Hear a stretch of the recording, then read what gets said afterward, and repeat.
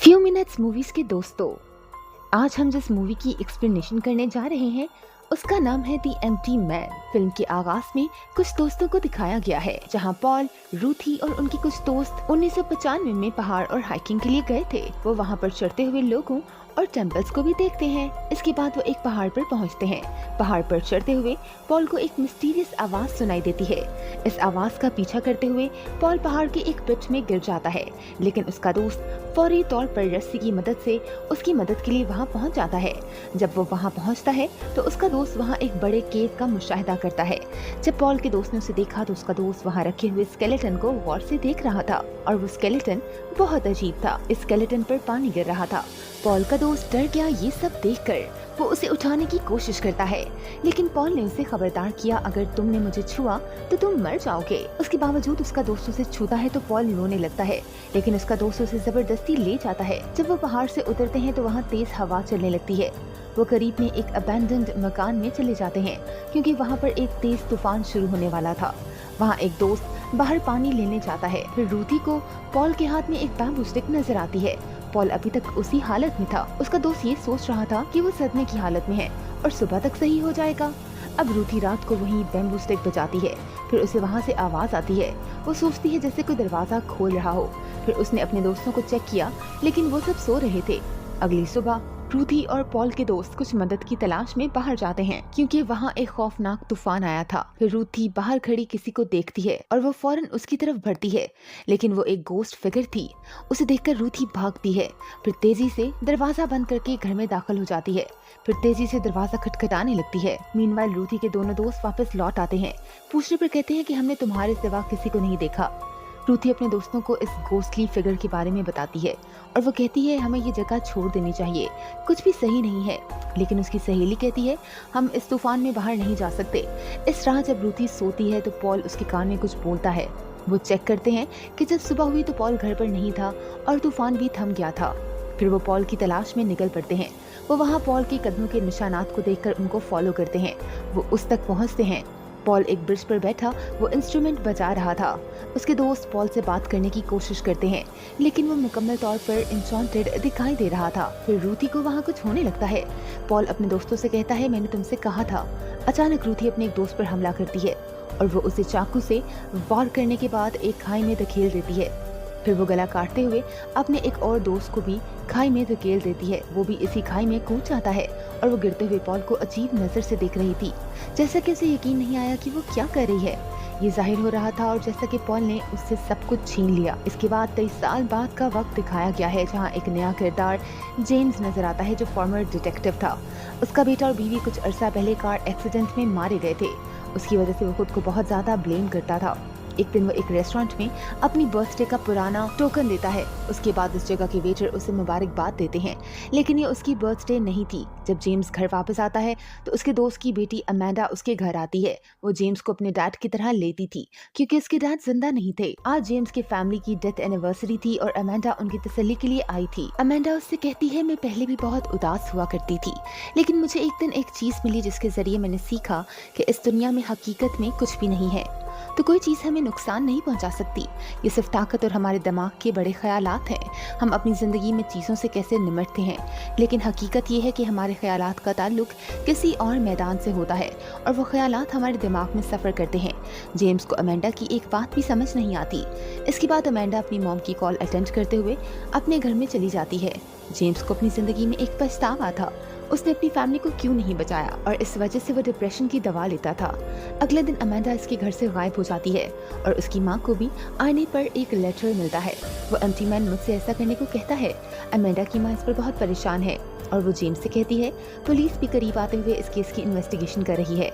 Amanda की माँ उन्हें बताती है अमेंडा को एक दिन स्कूल में घबराहट का हमला हुआ था, लेकिन पुलिस ऑफिसर्स ये सोच रहे थे कि अमेंडा भाग गई। उसके बाद जेम्स ने अपनी डायरी के एक सफ़े पर लिखा हुआ एक नाम पॉन्टिफिक्स इंस्टीट्यूट दरियाफ्त किया। सफ़े के पिछले हिस्से पर टल्पा लिखा हुआ था। बाद में जेम्स स्कूल में जाते हुए अमेंडा की दोस्त से मिलता है और वो अपनी दोस्त से अमेंडा की घबराहट के बारे में पूछता है और वो अपनी दोस्त के साथ होने वाली तमाम गुफ्तगू को भी रिकॉर्ड करता है। फिर अमेंडा के दोस्त को वहाँ एक फिगर नजर आती है। वो बहुत परेशान है उसके बाद वो जेम्स से कहती हैं कि हम सब दोस्त कुछ दिन पहले एक ब्रिज पर गए थे, जहां अमेंडा ने हमें एक एम्प्टी मैन लोकल लेजेंड के बारे में आगाह किया था और उसने बताया था अगर शाम को ब्रिज पर आपको खाली बोतल मिले तो इस बोतल में सांस लेने के बाद एम्प्टी मैन हकीकत में नजर आता है।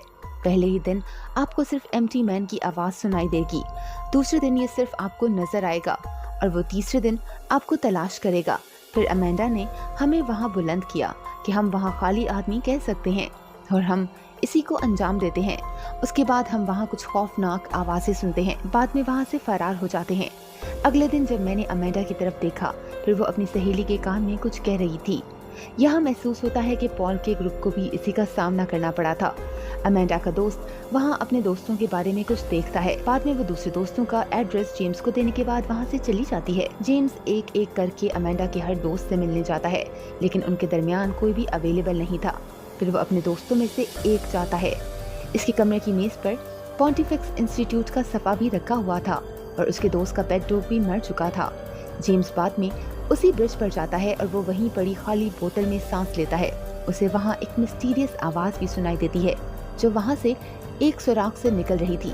जब जेम्स इस जगह जाता है तो वहाँ अमेंडा के तमाम दोस्तों की लटकती हुई लाशों को देखता है और वहाँ भी यही मैसेज दिया गया था, एम्प्टी मैन ने मुझे ये करने पर मजबूर किया। अगले दिन पुलिस तमाम लाशों को अपनी कस्टडी में ले लेती है। अमेंडा का वही दोस्त बाद में दिखाया गया है जिसने जेम्स पर अमेंडा के बारे में तमाम इन्फॉर्मेशन दी थी। वो स्टीम बात ले रही थी कि अचानक उसके सामने एक गोश्त आता है और कैंची से हमला करते हुए उसे मार डालता है। ग्लिम्स दिखाई दे रहे थे जैसे उसने अभी खुदकुशी कर ली हो। अगले मंजर में पुलिस ऑफिसर जेम्स को बताता है कि अमेंडा के दोस्त ने खुदकुशी कर ली है। वो जेम्स को ये भी बताता है कि उसकी लाश के पास यही मैसेज दिया गया था और ऐसा केस कई साल पहले रिपोर्ट हुआ था। पॉन्टिफिक्स इंस्टीट्यूट जेम्स के बारे में रिसर्च करता है। जब वो घर वापस आता है वो जानता है कि ये एक कल्ट है। फिर अमेंडा की माँ उसके घर आती है जो अमेंडा की वजह से बहुत परेशान थी। जेम्स एक नाइटमेयर की वजह से जागता है और वो बहुत खौफजदा हो जाता है। उसे ऐसा महसूस होता है जैसे कोई कमरे से बाहर हो। जब वो चेक करने गया तो मेन डोर खुला और वहाँ कोई नहीं था।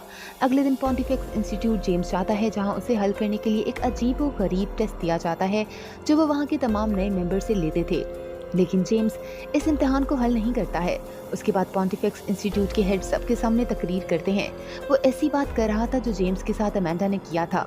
वो वहाँ उन्हें बताता है कि ये एम्प्टी मैन का मैसेज है। दरअसल इस इदारे का हेड एम्प्टी मैन का फॉलोअर था। स्पीच के बाद इंस्टीट्यूट जेम्स के हेड से एम्प्टी मैन के बारे में पूछता है।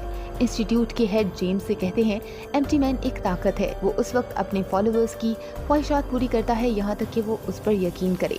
उसके बाद जेम्स वहाँ के एक लड़के से अमेंडा के बारे में भी पूछता है, लेकिन वो कहता है मैं कुछ नहीं जानता।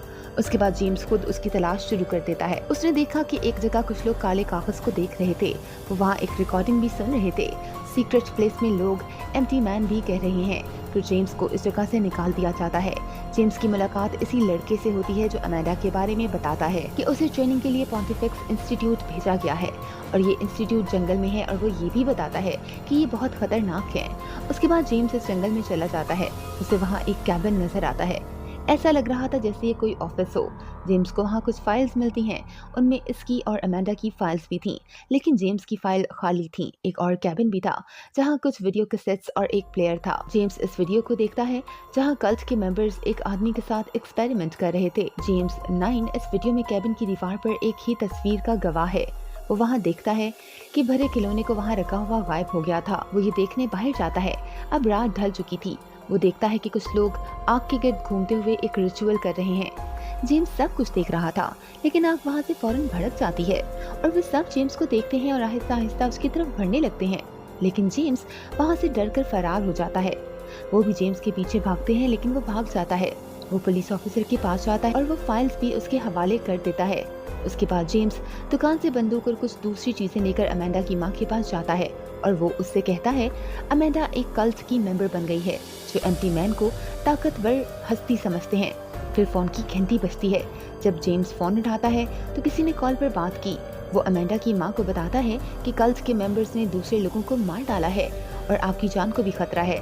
फिर अमेंडा जेम्स की माँ को होटल में छोड़ने जाता है, उसे लेने जाता है। यहाँ ये बात सामने आती है कि जेम्स और अमेंडा की माँ के दरमियान रिश्ता था। अमेंडा जेम्स की मॉम के साथ था जब उसकी फैमिली को एक हादसे का सामना करना पड़ा। जेम्स एक नाइटमेयर की वजह से रात को जाग जाता है। फिर वो वहाँ वही खौफनाक साया देखता है, लेकिन वो साया गायब हो जाता है। जब जेम्स इस साये को मारने जाता है, फिर दरवाजे की घंटी बजती है और वही बड़ा खिलौना बाहर रखा होता है। वो जेम्स ने इस कैबिन में देखा था। अगली सुबह जेम्स दोबारा पॉन्टिफिक्स इंस्टीट्यूट जाता है और वो इस लड़के का पीछा करता है जो अपने कुछ साथियों के साथ हॉस्पिटल जा रहा था। जेम्स भी इस हॉस्पिटल जाता है। हॉस्पिटल पहुंचकर वो एक कमरे में चले जाते हैं जहां एक शख्स कोमे में था और सब उसके सामने घुटने टेक रहे थे। जेम्स वापस आते हुए इस लड़के को पकड़ता है। वो लड़का जेम्स से कहता है, इन लोगों ने मुझसे कहा था कि आपको इस जगह का पता बताएं। जेम्स इस लड़के से इस आदमी के बारे में पूछता है। वो लड़का उसे बताता है कि एम्प्टी मैन इस आदमी के जरिए हमसे बात करता है। जेम्स उसे बहुत मारता है, लेकिन जेम्स को इस लड़के की गुफ्तगू से कुछ समझ नहीं आ रहा था। उसके बाद जेम्स दोबारा पॉन्टिफिक्स इंस्टीट्यूट में चला गया और वो चोरी छुपे वहाँ लाइब्रेरी में चला जाता है और उसे वहाँ मैनिफेस्टेशन नाम की एक फाइल नजर आती है और हॉस्पिटल में दाखिल उस शख्स की तस्वीर थी। जेम्स अपनी फाइल भी देखता है। उनकी और उनके फैमिली की तस्वीर भी हैं। ये देखकर जेम्स हैरान रह जाता है। वो दोबारा हॉस्पिटल जाता है और नर्स से उस मरीज के बारे में मालूमात लेता है। वो नर्स बताती है यह आदमी 23 साल पहले इस हॉस्पिटल में दाखिल था और वो उस वक्त से कोमा में है और कुछ लोग उससे मिलने जाते रहते हैं। वो नर्स खामोशी से बात कर रही थी जो थोड़ा मिस्टीरियस था। यहाँ पता चला ये आदमी पॉल है। फिर जेम्स ने देखा कि अमेंडा इस आदमी के पास बैठी हुई थी। जेम्स ने अमेंडा से इस आदमी के बारे में पूछा जो उसे बताता है कि ये आदमी एक मैसेंजर है जो हमें एम्प्टी मैन के पैगामात पहुंचाता है और एम्प्टी मैन ने इस आदमी को जादू कर दिया है। फिर जेम्स ने अमेंडा की वालदा को फोन किया कि अमेंडा मिल गई है, लेकिन अमेंडा जेम्स को नहीं पहचान रही थी। वो उसे कहती है ये आदमी बहुत कमजोर हो गया है तो हमारे लिए इस आदमी का रिप्लेसमेंट है। तो हमने एक्सपेरिमेंट के बाद एक नई आदमी की तलाश की है क्योंकि हम ज्यादा देर तक नहीं कर सकते। अचानक जेम्स को कुछ अजीब सा महसूस होने लगता है। अमेंडा ने उसे इत्तला दी है कि एम्प्टी मैन आ गया है, बस इसका एहसास करो। वो बताती है कि अगला आदमी तुम हो जो हमें एम्प्टी मैन के जरिए मैसेज पहुंचाएंगे और आपकी जिंदगी की कहानी हमने लिखी है। हम आपके और मेरी वालिदा के ताल्लुकात के बारे में भी जानते हैं क्योंकि मैंने कहानी में लिखा था जेम्स को पानी से बाहर मछली की तरह महसूस होने लगता है। अमेंडा उससे कहती है तुम हमारा ट्विल्पा हो या थॉट्स। एम्प्टी मैन, टाइम और मेडिटेशन को शामिल करते हुए हमने आपको बनाया है और जेम्स ने इन चीज़ों के बारे में इंटरनेट पर रिसर्च भी की है क्योंकि इलामात के हसूल के लिए रिग्रेट, पेन और फियर की ज़रूरत होती है कि हम सब ने आपकी ज़िंदगी में डाल दिया। फिर जेम्स अपनी आंखें बंद कर लेता है और उसे अजीब सी आवाज़ें सुनाई देने लगती हैं। वो मिस्टीरियस जगहों की तरफ बढ़ रहा था। फिर वो उस स्केलेटन के सामने पहुंच जाता है जहाँ से एक मिस्टीरियस गोस्ट उसका पीछा करती है। वहाँ से निकलती है, वो भागने लगता है। उसके बावजूद वो गोस्ट भागते हुए उस पर कब्जा कर लेती है। फिर वो उस जगह से निकलकर बाहर भागना शुरू कर देता है। फ्लैशबैक भी यहाँ दिखाए गए हैं। जेम्स अब अपने घर चला जाता है जिसे तर्क कर दिया गया। अब जेम्स सोचने लगता है कि वो नॉर्मल इंसान नहीं है, लेकिन वो एक ट्विल्पा है। उसका मतलब है वो स्पिरिचुअल एंड मेंटल पावर है। फिर वो हॉस्पिटल पहुंचकर पॉल को खत्म करता है। उसके साथ ही हॉस्पिटल का तमाम अमला उसके सामने घुटने टेक देता है। सब उसे अपना लीडर मानते हैं और फिल्म इसी सीन पर खत्म हो जाती है। चैनल को सब्सक्राइब करना मत भूलिएगा।